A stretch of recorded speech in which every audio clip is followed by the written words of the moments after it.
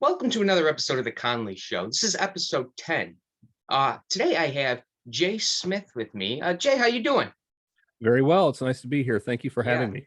yeah, no, thank you for taking the time to join this, to do this. Uh, the Conley Show is all about interviewing different people from different walks of life, hearing a little bit about what they do and the different experiences that they've encountered. From the sounds of it, I was reading your profile. You got a lot going on. You're a private investigator. Uh, what else exactly are you? Was it like a forensic analysis?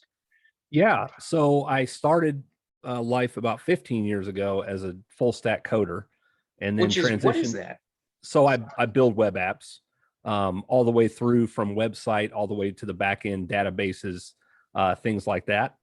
But then I transitioned over to cybersecurity about 6 years ago and focused on digital forensics. So that's finding evidence in sometimes criminal, sometimes civil cases that are in computer systems or mobile phones. Um, and then 2 years ago, I became a private investigator because I was working a lot with a local private investigator who was dealing with a lot of social media harassment, uh, burner text numbers, things like that. Yeah. And over time, it just made sense for me to get my private investigator license because if and when we have to testify to things that we find, it makes more sense for the attorneys for both of us to be licensed investigators. So what does So, it yeah. take to become a private investigator? And what's the difference between a private investigator and somebody that's on the police force? Okay. So every state is a little different. In Kentucky, I had to pass a certification exam, and I either had to start my own firm or work underneath another private investigator who verified my experience already working in the field. Um, so when it comes to law enforcement versus us, law enforcement is tethered by a lot of rules and regulations. We are too, but not the same ones. Right. So when it comes to discovery, and on the other side of that, we don't have near as much access as law enforcement does. Nobody has to talk to us, regardless of what the situation is. When we reach out to somebody, it's entirely up to them to talk to us in any situation. Yeah. Whereas law enforcement, in that initial conversation, most of the times you have the option to speak with them, but that can change pretty quickly. Whereas with us, that never changes. We can never force anyone to speak with us. Yeah. So you became a private investigator. Is there like a test you have to take, a written test, some sort of exam? Yeah, it's a computer test here in Kentucky. I imagine in most states it probably is computerized by now. I don't really recall how many questions it was. I think it was like 100. And I went down, I took that during COVID time. So I had to drive pretty much to the bottom corner of the state because there weren't very many testing centers during the shutdown. But I went to Eastern Kentucky University and took it. Yeah. And how'd you do on it? Oh, great. I mean, being in cybersecurity, we have a lot of certifications. So I'm very comfortable taking tests. So yeah, I didn't really have too many problems with it. And it's very practical knowledge based. So understanding when you can speak about certain things and what regulations are specific to our industry, things like that. It's not highly technical like some of the certifications I've taken in forensics that require, some really in-depth knowledge of computer systems. Yeah. So okay, so you take this test, you drive Mhm. down there, you take it on the computer. What did you study before it? Like any written books? Did you have to study a little bit? So there is a study guide the state produces. So I made sure I knew that back to front. And then I did some online research and I spoke with a couple of other private investigators in the area that I knew that I had worked with as a subcontractor just to get their feel for what's important on the test and things like that. And most of it really boils down to understanding your role as a licensed professional investigator and the fact that you are not law enforcement and you can never portray yourself as law enforcement. Um, some states, private investigators even carry a version of a badge, whereas other states, even hinting that you may be law enforcement is really big trouble for a private investigator. So I would not carry a badge, even if it was a ceremonial looking thing. We have an ID card. Right. Now, Is there like so you work for a company versus working for yourself? Yeah, so I'm a co-owner with another gentleman with Alliance Investigation Group here in Louisville. I joined him as a business partner. I had been working with him handling his online and social media investigations for a couple of years, and over time, it just made sense to join him in his business and really, kind of train him in the online and social media aspects of investigations, and he trains me on the more traditional side of investigation. What's a typical day look for you? Now, I know you got the whole cybersecurity going on, you got the private investigator thing going on. If you're not a private investigator one day, what else are you doing? So I actually work full time for a an ed tech company that produces cybersecurity content for universities in the United States. So I'm a curriculum engineer. I help create the content that we produce and show to college students so they can get cybersecurity education. Yeah. Was it hard to learn how to code? Coding, yeah, it was at first, but I grew up. I was very fortunate. My younger years were in California, so even back in the 80s, we had computers in schools. We didn't have them near to the extent that kids do now, but I was on a Commodore 64 and an Apple IIe back in the 80s, and at home I had a Commodore 64. Yeah, I don't even So know what that means. it's it's basically not even half a percent as good as your iWatch. Yeah. It's literally a green screen with the black. If you watch war games, that gives you a sense of those kind of computers that we had back then. Was it like the fishbowl computers, the big bulky things? Yes, Yeah. The CRT monitor, which went back about 2 feet, and it had the clicky clacky keyboards. Yeah. Even though now those are cool, they were that's what you had Right. back then, and everything was that kind of gross clay color. Yeah. So Looks you've dingy. definitely seen the computer systems advance with the times. Certainly. What is your favorite type of computer to work on nowadays? Is there like a specific computer that you would rather work on versus not? Uh, because I mean, Windows systems are generally easier to work with when it comes to forensics, just because that's what we work with most, because that's what most companies and most individuals have. Some people do focus primarily on Apple operating systems. Some people focus entirely on mobile. Um, but really, when it comes to forensics, for the most part, my role has just been in acquisition. So rather than it's not like CSI where you go Yeah. to the crime scene, you get the data, you take it back to the lab, and you start culling through it and all that. We do that in a research capacity, but in the real world, really just acquiring it is most of my job. And then what I'll do is I will produce it to the attorney who hired us. They will then usually put it into their e-discovery system, which automatically finds everything they need for the most part. Yeah. What's your take on I heard that Google is kind of like throwing out, or Google was asked to, like, if somebody searches a specific thing, that Google is supposed to give officials everything that they have on the Yep. people that search that. Mhm. Is that crossing boundaries at all? Yeah, I saw that this week. Yeah. That's a very interesting thing. So basically, the idea is if if a crime occurs like this poor young lady that happened a couple weeks ago, what what the courts are asking Google to produce is then a posthumous list of everybody who's ever searched that person. And then from there, the presumption is that law enforcement can go through and hopefully figure out, who may have done this, because they're going to have a list of thousands of people who have searched her name. Right.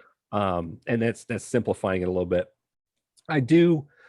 So I teach a lot of privacy and social media security. So I tend to be a lot more privacy sensitive. I can definitely see the possible value to law enforcement in those cases, but to the extent that it's going to wrap in a whole lot of other people, HR people who may be hiring, recruiters, private investigators like myself, who do a lot of investigating. And when we're investigating one person, we end up looking at 20 or 30 people because they are ancillary to those people. So, I don't love it. And I also don't necessarily trust that the best thing is ever going to happen with that data. So, Right. Just like, this text message breach that just got announced, where since 2016, billions of text messages have been siphoned off from all of the major carriers. And I can only imagine the amount of blackmail that's going on with that stuff. It's Yeah. terrifying. Actually, I did not hear about that. What I, exactly is going on? It's a brand new breach. Well, it was just announced this week, but a company called Cineverse that is actually a kind of a subcontractor for AT&T, Verizon, and these other telecom carriers that has something to do with their SMS messaging pipeline. So apparently they were breached back in 2016, and somebody has been siphoning off essentially every text message that goes through their system for 5 years now. That's a lot of text. That's a lot of text. And with the computing power we have now and the enterprising criminals and other countries that devote a lot of personnel and resources, there's no telling how much this data has been used to blackmail people, threaten them, and it can go on for years and years, basically until whoever that person that they have those text messages is dies. Right. So it's, I can argue the merits of whether it's okay for the courts to expect this from Google, or whether they should, or whether it's overreach. My main concern is when that vehicle is put in place, how is that data protected? Because we've seen time and time again that companies that have massive cybersecurity groups and budgets still don't protect the data correctly. Yeah. Now, you've seen a lot when it comes to hacking, right? What exactly is ransomware? I've heard of like people, they'll hack your files almost like hospitals. Hospitals had their medical records almost held hostage, if you will, until they Sure. pay a certain. Is that something that happens all the time, or is that more just a like once in a while type thing? It's actually it's become very prevalent in the last 2 years, and they attack systems like hospitals and local governments, A, because they don't have a lot of resources devoted to protecting it, and B, because they have to get that information quickly, so they'll pay. So if you have ever downloaded a file that requires a password to open it, like a zip file, right? What the person sending that did was they encrypted that file, and then they provide you the key to unlock it. When you get ransomware on your system, either by clicking a malicious link or opening an attachment that has a script inside of it, what it does is it goes through and it encrypts your entire file system. And it basically just makes your files are all still there, but you can't open them or do anything with them. They're just garbage data because you don't have the key. And the ransomware actors have gotten so good at it that they actually have their own customer support. They're very pleasant to deal with. And generally it's on a small scale. They know that keeping it on a small scale will keep them off the FBI's radar, because somebody pays $5,000 to get their files back. If you can get that to happen 100 times, you make good money. Right. But like Colonial Pipeline, when it happened to them, well, that ransomware group got in a lot of trouble over that. And I think their Bitcoin wallet even got wiped out pretty shortly after there. Yeah. And that's because but it was inadvertent from what I've seen, just because ransomware actors are spraying this out to everybody. It's not targeted like people think. They're not saying, all right, I'm going to attack this hospital, I'm going to attack this school. It's just in these massive email campaigns, and whoever happens to open it gets their system infected. Is it just one guy that's doing this and he's kind of like throwing on a fishing net hoping he gets some bites, or is there literally like a whole group of people that get together, figuring out how to do this and send out attacks? So it's the whole spectrum. So you've got individuals, sometimes we call them script kiddies, just because they don't really know what they're doing. Yeah. And they will buy a ransomware kit or a malware kit from a dark website or a forum. And they'll just send it out to whoever they can in the hopes that it'll work. It's small scale, but you've also got APT groups, advanced persistent threat, that are sometimes from other nations, sometimes from our nation. And these it's organized crime. They're professional organizations that have work hours and all that stuff. And they generally go after much bigger, fish. whether it's for political clout or to impact a country or to just get a lot more money. Yeah. But it goes the whole gamut from one kid who doesn't really know what they're getting into, who probably downloaded ransomware onto their system too when they bought this little kit, all the way up to a very well organized criminal organization or even a nation state. A lot of times now I have a buddy who he's very paranoid about, like, he covers up his webcam with tape. Is that something that is that a thing? Like, do people have to be worried about somebody watching you through your webcam without you knowing? Yeah. So another type of this Trojan, and a lot of minor criminals will buy these kits too.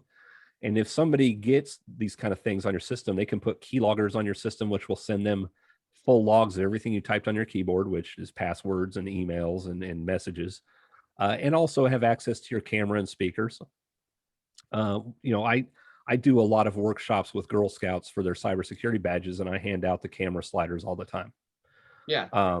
More and more manufacturers have made it so for sure when your camera's on. There'll be a light in your face, or there's a little physical slider on some of my Dell laptop has a little physical slider, so that camera is covered. Yeah. But yeah, it's just as likely if somebody has malware on your system that they are stealing your personal information. They could also be watching you. Right. Now, a lot of people, the argument is no one cares about you sitting in your home in your underwear eating Cheetos, so why would somebody be watching you? I think it's more of just the threat that that's a possibility people can do that. Another thing I've heard people now, Idea. Go ahead. I've never used TikTok. A lot of people are concerned that it's a Chinese-based company. Is that something we have to worry about with China gaining our files? I mean, I don't know what they would even do with them, but So TikTok is an interesting experiment, because in China they've already started using social scores, and the fact that we're exhibiting all of our behaviors, and it's not just kids dancing around or doing silly milk cart challenges or whatever. Right. It's also people spouting off very inflammatory opinions and other people doxing them. I've seen a lot of that.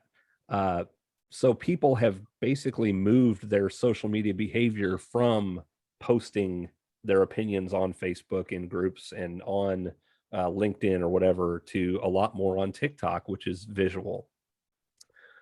But that's just another data point on you. And what I try to, when I'm speaking with specifically teenagers or younger people, is you have to presume it's all permanent.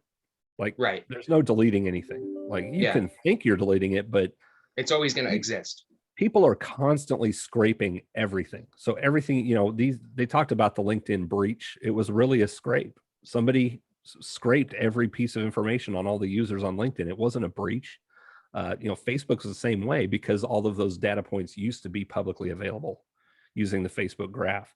TikTok, it's the same way. Until you delete a video, it's available. And chances are somebody's got a script that's they pick a certain population of people or a certain tag, and they'll just start downloading all of it. And who knows when that'll be used against you, or if it will. Right. Who knows? Like the stupid milk crate challenge or whatever it is. How is that going to be used against us? We don't know, but it's the fact that it's going to be out there forever. And you mentioned a little bit about the social score. What exactly is that? It's almost like a credit score, but it's a little different. And China is using this. Do you know what that is?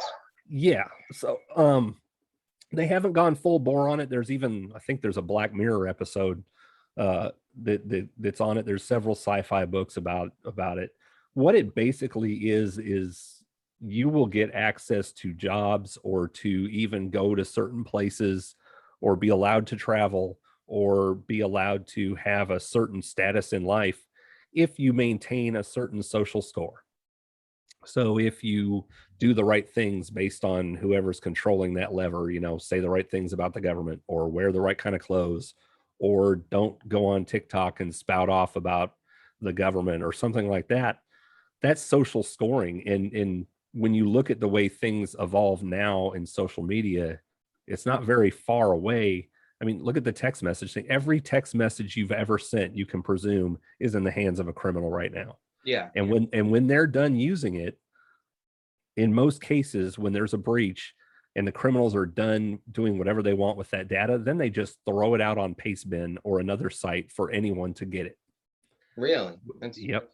Yeah. Researchers that work in cybersecurity have access to a lot of breach data. No. Will publicly on you if you go register on haveibeenpwned.com. Have I been pwned? Yeah, PWNED. Yeah. It's a great website by Troy Hunt, a researcher, I believe, in Australia. He basically collects all breach data that's made publicly available and some that's not even public yet. And you can put your email address in and get alerted anytime your email address pops up in a breach. And it'll tell you if your passwords were in it or anything like that. Really? What's that one company that it's like, it's not Life Alert, but it's something else that LifeLock. LifeLock, that's it. Yeah. Is that something that is worth the money? I know I don't exactly know the prices behind it, but is it, if you do a lot of business online, you pay your bills online, is it worth having that? So LifeLock is it's basically a fire alarm, right? Yeah. It tells you something funny's going on with your credit score or something like that, but the idea is you're already on fire. A better way, and I'm not going to take anything away from LifeLock. I'm sure they do great work for the customers they have. When I talk to people about resetting their privacy and controlling it, I tell them, run major credit bureaus. There's no reason, unless you're about to buy a car or a home, that your credit should not be frozen. It doesn't impact your score, and it doesn't cost anything. And you can unfreeze it very simply when you do need to go get a new cell phone or something like that. And that kind of takes the power away from that. So if somebody starts stealing money out of your bank account or your credit card, you've got some protections there, unless you let them in. And that's something that we've discovered lately. If they break their way in or somehow get it, but if you let them in, the credit card company or your bank may not give you your money back. Really? So Yeah. if you're at fault, you might not get that money back, basically. I've seen it. Yeah. Because my presumption has always been, with FDIC insurance and with bank accounts and with credit cards, that you're only liable up to like $50. But I've actually seen somebody, I worked a case several weeks ago where they got scammed on the phone. So somebody called them, pretended to be with their bank and said, there's an emergency, someone's trying to break into your account, give it their money. But because they actually authorized them and gave them the password and all that, the bank didn't give them their money back. Oh, wow. How much did they lose? Like $16,000. Oh, that's a bad day. Yeah. And when that's all your money, that's, Yeah.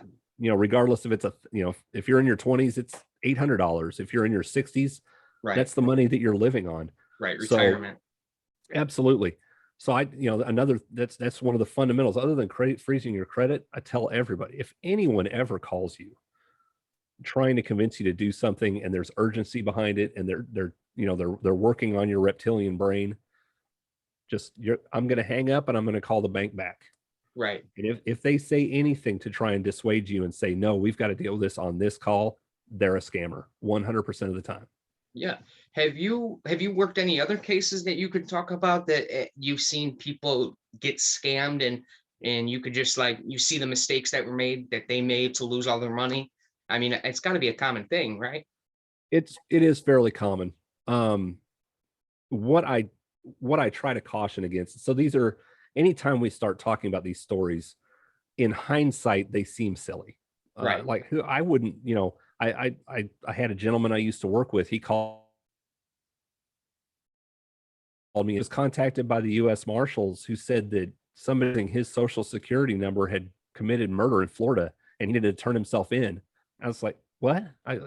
They sit right, so it makes no sense. Yeah. But they catch you at off hours. They tell you something that's horrific, that's going to impact your life. they get that sense of urgency going. And so they're playing on your psychology. You're not dealing with a situation where it's your logic right now. And posthumously, everybody's like, I can't believe I was so dumb. They weren't in your emotions and attacking your fight or flight. And that's why no matter what's going on, you have to listen to your senses. If it just something doesn't feel right here, slow down. Unless your life is in jeopardy, going ultra fast is not going to serve you well in a situation like that. And for the even the emails, PayPal, your account's been limited, or a fake invoice that says, oh, thanks for your purchase on Amazon of $299. Like, wait, I didn't buy something. Click on it. Right. You just got to slow down. Go through that email, go immediately to your computer and log into your account from there. And the vast majority of the time, you'll see there's nothing there. Yeah. The other day, I got a text message that says, I won $20,000 from Walmart. Wouldn't that be nice if that was real? But they wanted some information. I didn't even entertain that. Right. And it was actually a group message. So whoever sent that message sent it to a bunch of people. Yes. What were they trying to do there? So that's just casting a wide net. And that's what a lot of times when you get an email from PayPal or PayPal, however it looks, you'll notice that you're BCC'd on it, which means they send it to hundreds or even thousands of people. Yeah. And what that is just in the hopes that even 2 or 3% will fall for it. So it's a game of volume. They're not attacking Austin Conley. Right. They're attacking hundreds or multiple of hundreds of people, and just in the hopes that a couple percent will fall for it, and they can make. Yeah. The video froze up there for a second right there. Yeah. So I won't keep you too much longer. Typically, I do half-hour interviews to an hour. How do you recommend protecting yourself online?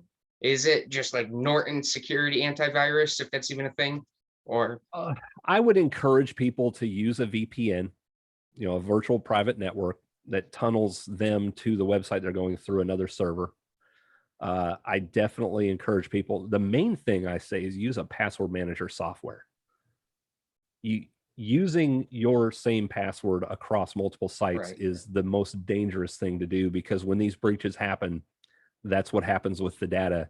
If they've got username and passwords, they're trying to use that across other websites, whether it's banks or whatever. And there are websites that you can put a username into now that will tell you all the other websites that username is used on. Yeah. So, which is in breaches all the time, because I've been on the internet for 20 years. But if they get my Yahoo password or whatever, okay, I need to reset my Yahoo password. Right. I don't need to reset my other 300 passwords because they're all different and I don't know them. Because I'm guilty of the same thing. I actually use the same password for a lot of things, and I have thought about that. Yeah, most people do. So when it comes to being safe online, I overuse the analogy of the campers and the bear. Right. So 2 campers are running away from a bear downhill. And one of them looks at the other and said, how are we going to outrun this bear? And the other camper says, I don't have to outrun the bear. I have to outrun you. Right. So the fact is, if you take some basic steps, freeze your credit, use password management software. There's a newer one that's very, very user-friendly called Bitwarden. I use KeePass. There's Keeper, there's Dashlane. There's a handful of them. Just use one. And it takes a little bit to get used to it, but not much. But use that and change all of your passwords to something you don't even know. You just know your one master password. Right. Those 2 steps right there will protect you better than 99% of Americans. Yeah. And it's not a matter of you being perfectly hack proof, because that's not possible. I'm not. Nobody is. Right. But being pretty safe. What if those password software, they're pretty safe? What if somebody gets into that? So you want to get one that's double blind. So basically like KeePass, right? You can use a local version where only your passwords are stored only on your local system. Or, you use the cloud version, but even they cannot see all your passwords. It's encrypted on your end. Okay. So even they like, because one of the concerns is as well, what if law enforcement produces them a court order that says we need all this guy's passwords to everything because, you know, he did this crime? Most of them can't do it because they're encrypted too. Yeah. And you want to make sure when you use one that's the case. And honestly, if it, you know, there's always a what if they get breached or what if this happens, that's always there. The best we can do is the best we can do. Right. Now, something else I do is I have a book where I handwrite passwords. Mhm. And one of the reasons I do that is because I try to keep secrets from my computer. And it sounds kind of funny when you say it, but what about something like that? But then if somebody finds that, but it's a lot more likely that somebody's going to hack you online and find all your passwords than finding a Absolutely. book. Absolutely. What? That's absolutely true. Yeah. Now let me ask you this. Yeah.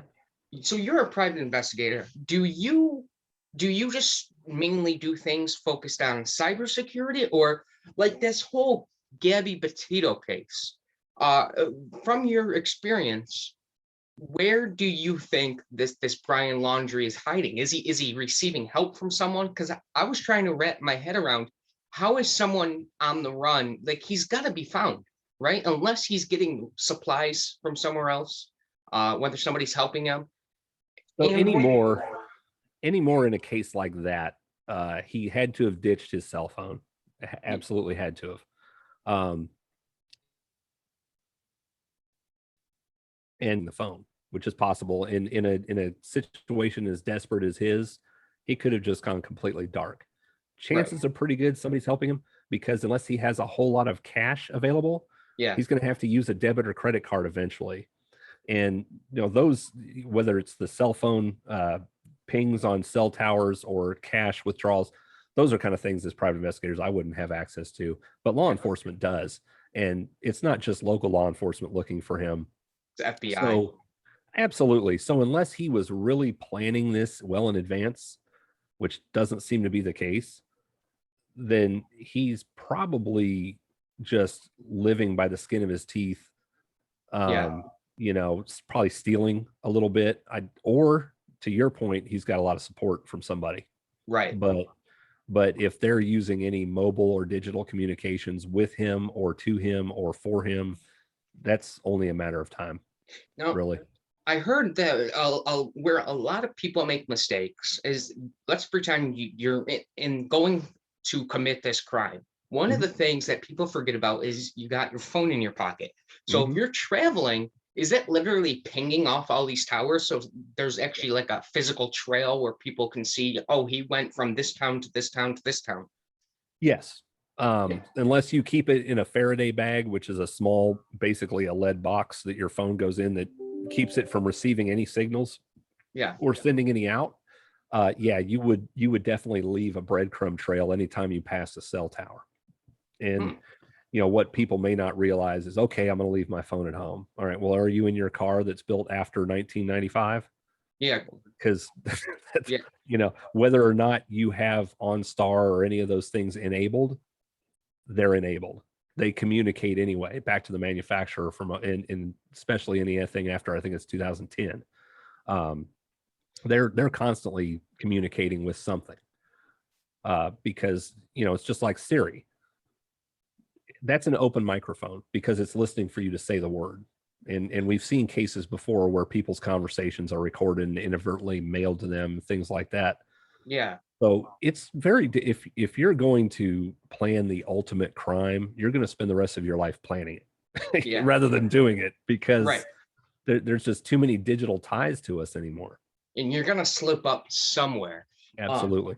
That's a good point though, about that whole, I had this Google Home thing, and I unplugged it, but it was freaking me out how it's constantly always listening to me.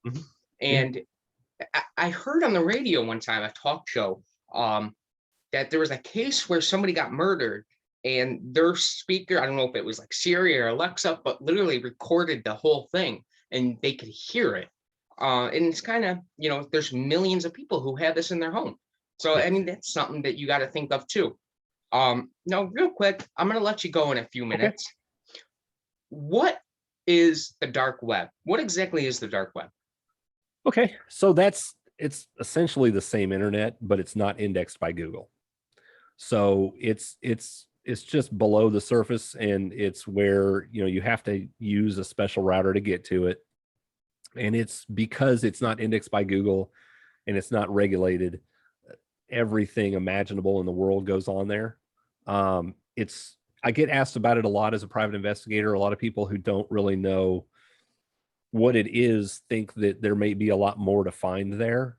Yeah, In most cases, not necessarily, because even if I can find something, it's very, very difficult to tie it to a user because of the anonymity allowed by the Tor browser, which breaks up your messages and puts them all over these other nodes.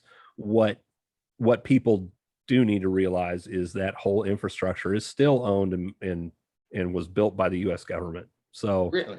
yeah, so even things can go on for a while, but once they reach a certain level of egregiousness or you get the wrong person's attention, you're going to get caught Yeah, or shut down.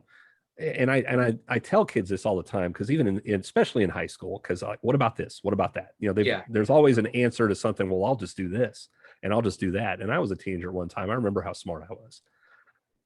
You got to think about it this way: professional hackers, and that's all they do, and they've done it for decades, get caught all the time. If right. people like that are going to get caught, why would you think that you're so smart to get away with something? And yeah, you may get away with defacing the website of a gas station around the corner or breaking into your schools or whatever. It's just a matter of whose toes have you stepped on. Yeah, Now, if you accidentally mess around and send some ransomware to your local bank, you're going to be talking to the FBI. right. So there's this tendency to think, well, I'll just do this, or I can do that, or I can get on the dark web and do it. The data points that are available on us are just countless. We can't even fathom it in our human brains how many points are out there pointing to us. And companies like Google and Facebook and Amazon, that's what they do with all this data. It's all compiled to figure out who we are, what we're going to buy, what we like to buy, what we're talking about. Run an experiment on yourself and start talking about something you would never talk about for a few days in front of your phone and see what Yeah, kind of ads pop up, that you know? that actually happened. We were talking about just garbage cans, and then the other day, then all of a sudden I started getting like waste management ads, and I've Yep. never seen that before. Right. Yeah, Yeah. Yeah. and A friend of mine on Twitter did that with medieval swords, right? Had medieval. no reason whatsoever to speak about them, but him and his partners just talked about them for 2 days nonstop just to see what happened. And sure enough, now that's all the ads they get served. That's mind blowing that the computers are able to do that. And it's actually, you're right. It's unfathomable about just how many data points there are on us. Like, I'm trying to wrap my head around it. And now on the dark web, how do people receive payments without being traced? Is it Bitcoin or? Yeah. It's So almost entirely Bitcoin. Yeah. In somebody who's inexperienced and wants to go in there and buy something illicit, a weapon or something like that. And first of all, they don't even know if who they're dealing with is not a criminal and isn't right. going to scam them. And in most cases, they probably are. But to get on there and use something like PayPal that's tied directly to your account, it's pretty bad. Yeah. You have to spend a lot of energy to try and do things in a manner safe to you and it's anonymous. It takes a lot of energy. So that's why only people engaged in crime are really doing it, because it takes a lot of time and energy. So unless you have all that time and energy, why are you doing that? Yeah. So, and you said to get onto this dark web, you have to have a special router. Yeah, so it's the Tor browser, or there's another one I haven't used, but yeah, it's the Onion router, which is Tor, the Onion router, and you can't view those websites without it. I would caution anybody who wants to toy around with it. And the Tor project actually has a lot of good information on their website about doing it in a safe manner. But it's something where even those of us in cybersecurity, if we don't have specific reasons to go poking around with it, we don't. Right. And I'll even move clients away from that, saying, what do you want that for? Because Right. you're just wasting your billable hours that you're paying me to do it. Because even if somehow I could find this person and attribute their activity on the dark web, there's no Yeah. way we're going to bring it to court and help them understand that this is real. Yeah, it sounds nuts. Why is there a reason why they call it the dark web? Does it look any different than a like a normal No, website? No, it just no. looks like your average website. Yeah, I mean, they don't generally spend as much effort on user experience, so it doesn't look quite as slick in most cases. But it's just the dark web because it's not indexed by Google. Yeah. That's why it's dark. It's not as a part of Google's search results. Yeah. Now, before I let you go, I got to ask. Mhm. I'm just starting to do these podcasts. This is episode 10. One of Sure. the things I wanted to do was learn how to edit, learn how to produce good quality sound. Is that a mic you have in front of you? Yeah, yeah, Yeah. So yeah. It's a little boom mic. what is that plugged into? Is that just plugged right into your computer, or is that a mixer No, it's a USB plug and play. and it works perfectly good? Yeah, so far, I mean, I guess I sound good. Yeah, it But sounds yeah, good. I've used it for Zoom meetings. I've used it for several podcasts I've guested on, and it just USB plugs right into my desktop. What do I have to? You might know this, you might not. If I wanted to have like multiple channels, I need a mixer, right? If I wanted to have multiple mics. Oh yeah, I would say so. Yeah, I think that'd be a little too difficult for your operating system to really keep separate. Now, I think if you used OBS Studio or something like that, you can separate channels. And I know if you use DaVinci, if you were going to do a video version of this too, you can separate the audio pretty well. yeah, But I'm not an audio guy, so I don't yeah. don't Right. get into that. I mean, I use DaVinci Resolve to create my workshops for Girl Scouts when I'm recording them, but the extent of my audio is fading in and fading out. Right. Yeah. Well, Jay, I really appreciate your time. Thank you for all the knowledge. It was interesting, and I had a good time talking to you. Awesome. As Thank you. always, Yeah. stay curious. Bye, Jay. Thanks, Austin. Bye. Thank you.